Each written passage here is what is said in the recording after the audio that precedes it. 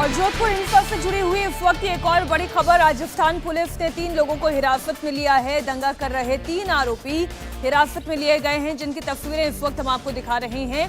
दंगा कर रहे 3 आरोपी हिरासत में लिए गए हैं। जोधपुर हिंसा से जुड़ी हुई बड़ी खबर आपको बता दें, पूरे इलाके में इस वक्त तनाव है।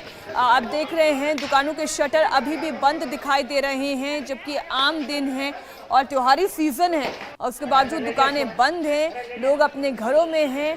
इस इलाके को पुलिस छावनी में तब्दील कर दिया गया है। हमारे साथ बीजेपी सांसद प्रवेश वर्मा जुड़ गए इस खबर पर। प्रवेश, ये तस्वीरें हम लगातार देख रहे हैं। कल रात को एक हंगामा और उसके बाद लगा था कि शायद मामला सुलझ जाएगा, पर आज तो बवाल और बढ़ गया। मैं अशोक गहलोत को कहना चाहता हूं कि अपनी टोपी को उतारकर और सभी धर्मों को एक ही नज़र से देखे तो अच्छा रहेगा। इन सारे लोगों में हमने देखा कि पुलिस का डर वहाँ के राजस्थान के मुसलमानों में ख़त्म हो गया है और वहाँ का प्रशासन जिस तरीके से उनके ऊपर कार्रवाई ना करके उनके समर्थन में खड़ा है, और ये लोग ना केवल हिंदुओं को मार रहे हैं बल्कि पुलिस वालों को पीट रहे हैं और छोटे छोटे बच्चों को भी पीटने से नहीं पीछे हट रहे हैं। वहाँ की गाड़ियों को जला रहे हैं, वहाँ की जो और हमारे मकान हैं सबको वो तहस नहस कर रहे हैं। अशोक गहलोत हो, चाहे महाराष्ट्र में उद्धव ठाकरे हो, चाहे पश्चिम बंगाल में ममता बनर्जी हो, ये सबको केवल अपना वोट बैंक के लिए अपने सारी जनता को झोंक देना आग में, ये बहुत ही शर्म की बात है। जो आज हमने देखा राजस्थान में परशुराम जयंती भी है, लोग अक्षय तृतीया भी मना रहे हैं, लोग ईद भी मना रहे हैं। तो ऐसे में हिंदू मुसलमान के जो है सद्भाव को बिगाड़ना और जहाँ पर मोदी सरकार अच्छा काम कर रही है तो वहाँ पर देश की छवि खराब करना, ये सारे विपक्ष के लोगों को इससे बचना चाहिए। ये प्रवेश जी आपका मत है, लेकिन जब राजस्थान सरकार में मंत्री प्रताप सिंह खाचरियावास से मैंने पूछा कि इस पूरे तनाव के पीछे वजह क्या है, तो उन्होंने कहा कि ये तो बीजेपी और आरएसएस की साजिश है और इसी साजिश के तहत अराजकता फैलाने की कोशिश की जा रही है और जोधपुर में जो कुछ हुआ वो भी एक साजिश का हिस्सा है। देखिए, काश वहाँ पे राजस्थान में भी भारतीय जनता पार्टी की सरकार होती आज, तो ऐसा कभी नहीं होता। आज उत्तर प्रदेश में इतना बड़ा राज्य है, वहाँ पे हमें कोई घटना ऐसी आज अपना ऐसे त्यौहार के समय में हमें नहीं सुनाई दी, या जहाँ पर भी भारतीय जनता पार्टी की सरकार है वहाँ पे अगर ऐसी घटना होती है तो तुरंत वहाँ पे कार्रवाई होती है और जो भी उसमें अपना शामिल होते हैं साजिश में, उनको अपना बंद किया जाता है। मगर ये हम देखते हैं कांग्रेस में, और चाहे अशोक गहलोत के मंत्री हों, अगर वो इसको भारतीय जनता पार्टी और आरएसएस की साजिश बताएंगे। अभी वहाँ के स्थानीय नागरिक आपके चैनल पे बता रहे थे कि किस तरीके से उन्होंने अपने झंडे खुद ही उतारे। वहाँ के पुलिस प्रशासन ने कहा कि भगवा झंडे उतारें और वहाँ के मुस्लिम समाज ने अपने झंडे लगाए, और वहाँ पे जो स्वतंत्रता सेनानी हैं उनकी फ़ोटो के साथ में खिलवाड़ किया जा रहा था। तो इसको कौन बर्दाश्त करेगा? अगर पुलिस उनको बीच बचाव करने की कोशिश करती तो पुलिस पिटती है। इसका मतलब है कि पुलिस का डर, पुलिस का प्रशासन, पुलिस का जो है उपयोग तभी होता है, पुलिस का अपना कानून तभी चलता है जब उनका डर हो। मगर जब उनका डर ही ख़त्म हो जाए और उनका लगे कि अपना सैया भरे हमारे कोतवाल और जो हमारा अशोक गहलोत है वो हमारे ऊपर कार्रवाई नहीं करेगा, अगर मुस्लिम समाज को ऐसा लगेगा तो वो जब भी हज़ारों की संख्या में इकट्ठे होंगे वो कभी भी ऐसी घटना को अंजाम देने से चूकेंगे नहीं। जी अच्छा प्रवेश जी, एक बात बताइए कि जिस तरह से आप बता रहे हैं कि ये जो पूरा मामला हुआ, ये इसके पीछे वहाँ की सरकारी जिम्मेदार है, लेकिन एक बात हम समझना चाहते हैं कि क्योंकि आप विपक्ष में हैं, वहाँ पर भी आप विपक्ष में हैं, अब जब इस तरह की घटनाएं होती, करौली में भी हमने देखी, उस घटना को देखी, उसके बाद हमने देखा कि कुछ घटनाएं इस तरह की नजर आई अलवर में भी, अब यहाँ पर हुआ है, जोधपुर में हुआ है, जो कि एक तरह से होम टाउन है अशोक गहलोत का। इसकी वजह क्या है कि यहाँ पर क्यों हो रहा है ऐसा? उससे क्या फ़ायदा है उनको?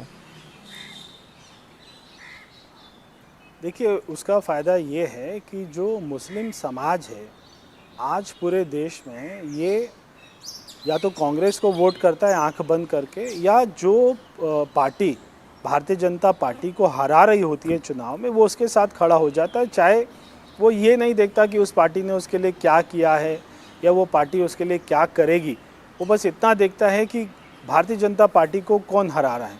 अच्छा। तो ये सारे विपक्ष की पार्टियाँ जो हैं ये उनका उपयोग करती हैं, उनको जो है किसी साजिश में फंसाती हैं, हिंदू मुस्लिम करती हैं, कोई अपना दंगा भड़काती अच्छा परवेज जी, आपको जरा रोकना चाह रहे हैं क्योंकि आपके ही पार्टी के बड़े नेता, मैं माफी चाहूंगा, आपके ही पार्टी के बड़े नेता हैं, केंद्रीय मंत्री गजेंद्र सिंह शेखावत, वो धरने पर बैठ गए हैं।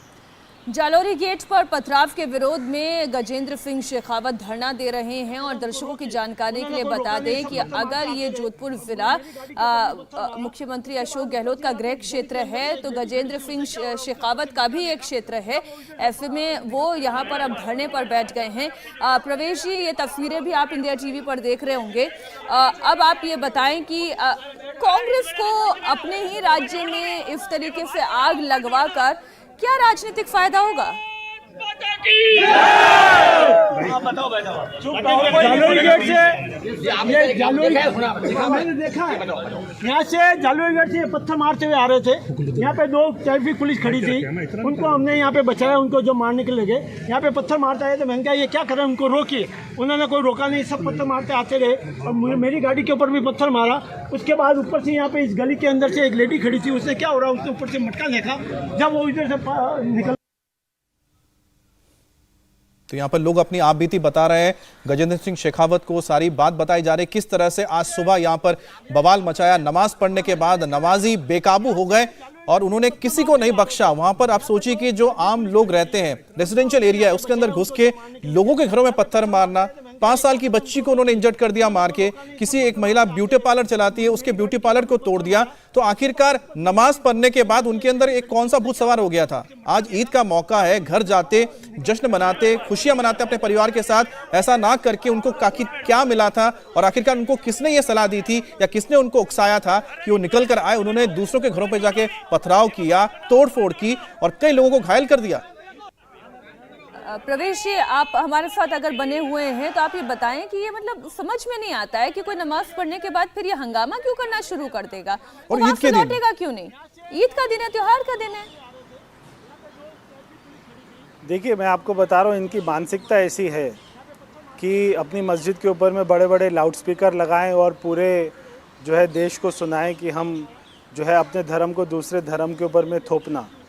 और ये क्यों होता है कि जब भी ये हज़ारों की संख्या में इकट्ठे होते हैं, ज़्यादातर ये जुम्मे के दिन और अपना नमाज़ पढ़ते हुए, तो ये जिस क्षेत्र में नहीं रहते या जिस क्षेत्र में इनकी संख्या कम होती है, वहाँ के आसपास के कई किलोमीटर से लोग इकट्ठा होते हैं और ये उस क्षेत्रवासियों को ये दिखाते हैं कि देखिए हम इतनी संख्या में हैं, इसलिए कोई भी अपना ऐसी बात अगर हमारे साथ में होगा तो हम सब लोग इकट्ठे हो जाते हैं।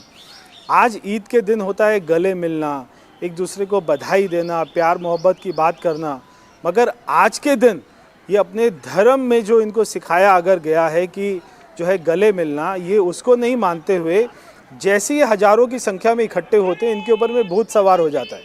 और अगर उसके ऊपर इनको लगे कि वहाँ की सरकार भी, प्रशासन भी इनके साथ खड़ा है और इनके ऊपर कार्रवाई नहीं होगी तो इनको और ज़्यादा बल मिलता है। फिर ये अपना गुस्सा निकालते हैं, फिर ये सारा तोड़ फोड़ करते हैं, हिंदुओं को के साथ में मारपीट करते हैं। और मुझे जो है अपना ताज्जुब तब होता है जब अशोक गहलोत जो मुख्यमंत्री है, जिसका राज्य जल रहा है, वो अभी तक कहीं दिखाई नहीं दे रहा है।